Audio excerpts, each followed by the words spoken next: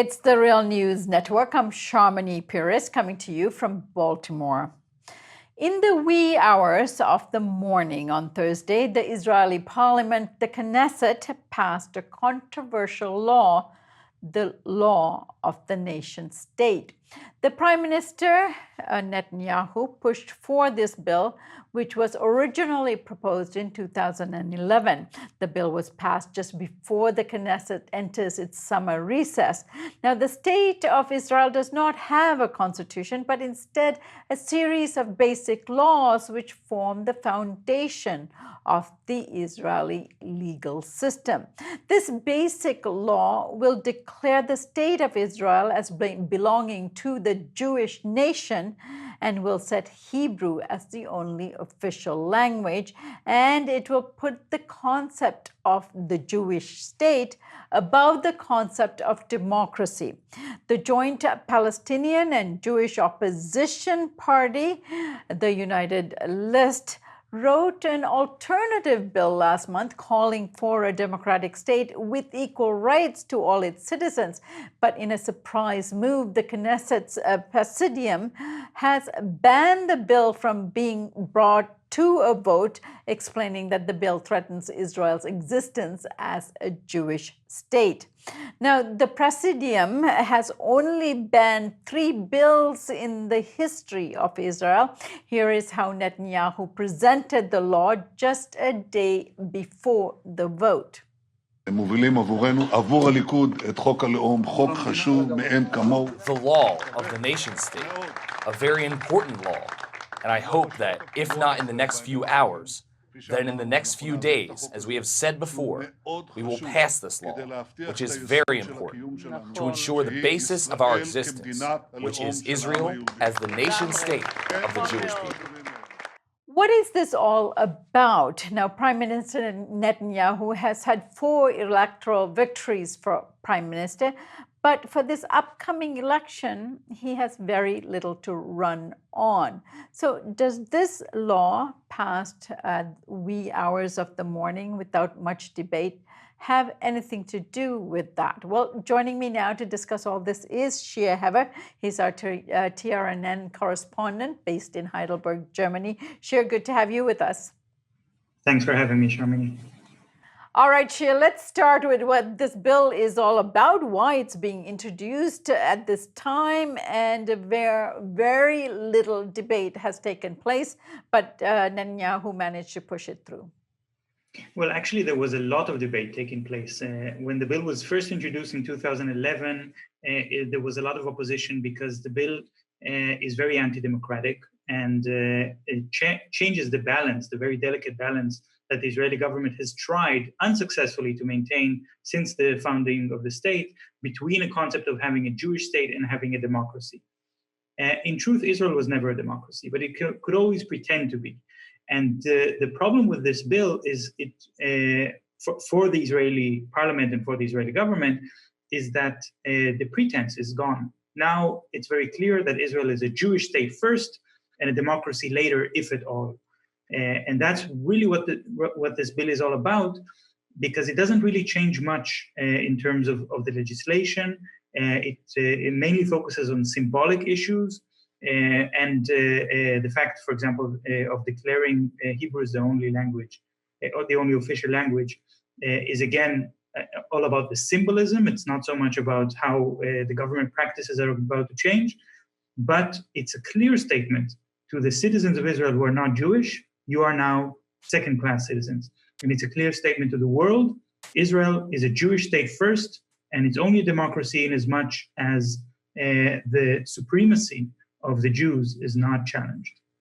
Now, the United List proposed an alternative bill here, Shir, which would have ensured equal rights for all of the citizens of Israel. If this bill was so unpopular in the Knesset, why did the Presidium decide to ban it from a vote? I think what the United List did with their bill, they also knew that this bill will not get a majority. If there was a majority in the Israeli Knesset to have a democracy, then Israel would have been a democracy by now.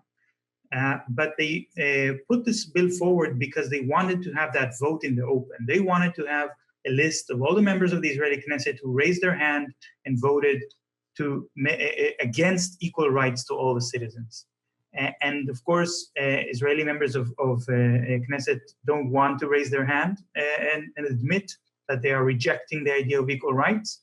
But this is really an issue about how the debate inside Israel is so much different than the debate outside. Within Israel, the concept of a state of all its citizens, which is in the platform of the United List, a state of all its citizens, is taboo. It's considered a challenge to the very existence of the state as a Jewish state. And this is exactly what the Presidium said. They said the United List is trying to end Israel as a Jewish state by promoting a state of all its citizens. When we talk about this, in any other country except Israel, the idea of a state of all its citizens sounds like a basic requisite for democracy. The citizens should own the state. And this is, I think, really the issue of this issue of translation is also how a lot of the international media is missing the point about the law of the nation state, because the name, the law of the nation state, is actually not the correct translation from Hebrew. The correct translation should be the law of the nation. The one thing that this law makes sure is that Israel is not a nation state. A nation state is a state like every state in Europe, for example, where there is a complete overlap between the citizens and the nation. Everyone who is part of the French nation is a citizen of France and vice versa. That's not the case in Israel. Israel is not the state of the Israeli nation because an Israeli nation doesn't exist. The Israeli Supreme Court in 2013 declared that it doesn't recognize an Israeli nation or nationality. It only recognizes Jewish nationality. And that means that citizens of Israel who don't happen to be Jews cannot be equal citizens. And therefore, it's not a nation state, and it should actually be called the law of the nation. Shir, in the March of last year, the UN published a report which accused Israel of implementing an apartheid regime. In fact, this bill does exactly that. Now, following this report that the UN had done, the US had pressured that the report be censored by the Secretary General, Antonio Guterres.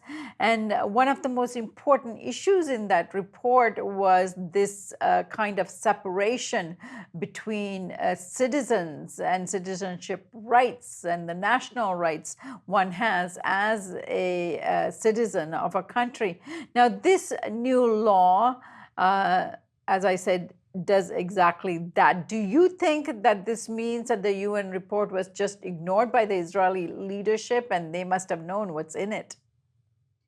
I actually think that the law was not passed back in 2011, but was passed now because of the UN report and because of increasing accusations of apartheid.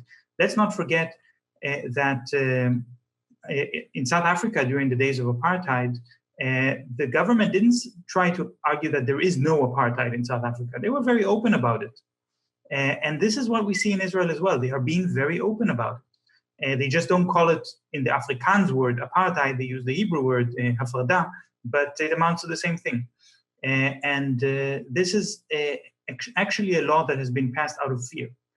It has been passed out of the fear that because of the Israeli propaganda aimed at the world to say such lies as Israel is the only democracy in the Middle East, this is a kind of propaganda that makes Israelis worry, oh, maybe the non-Jewish citizens of Israel, the Palestinian citizens of Israel, will exploit this propaganda and say, oh, you're saying that you're a democracy, so we demand equal rights.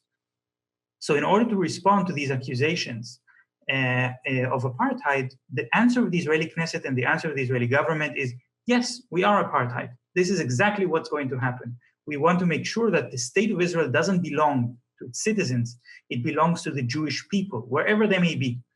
And the Jewish people are not necessarily citizens of Israel. About half of the world Jews don't live inside Israel. But now the state of Israel belongs to them. even more than it belongs to people who have lived in the land of Israel for many generations. But now their own country doesn't really belong to them. And that's really the very essence of apartheid.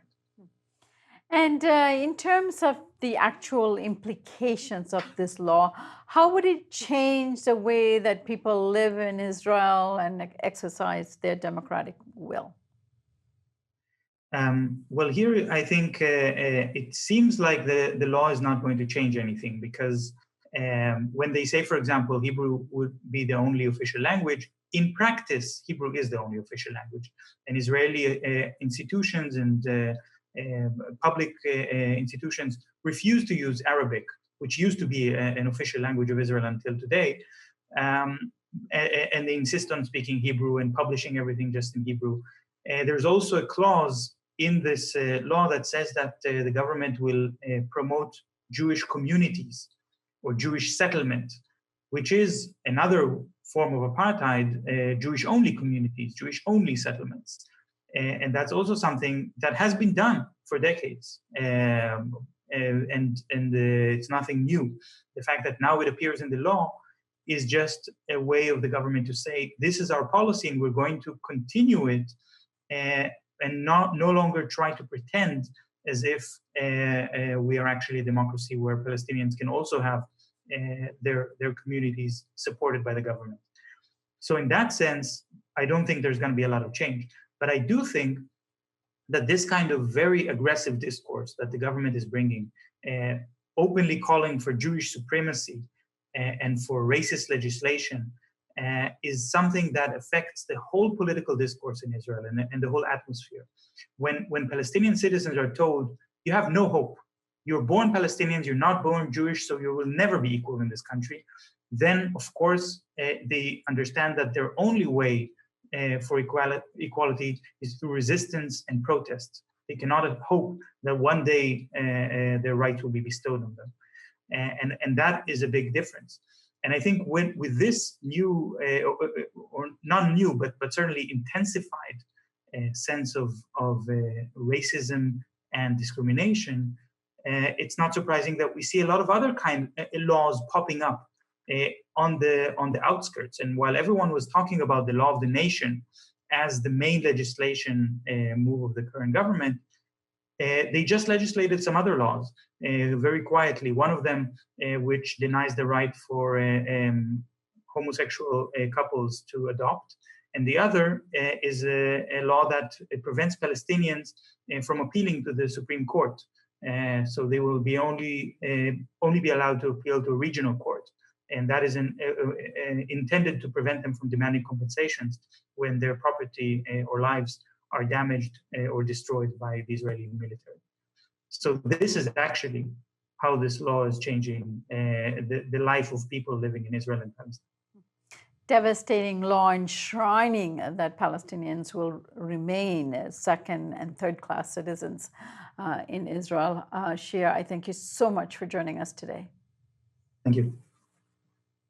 And thank you for joining us here on the Real News Network.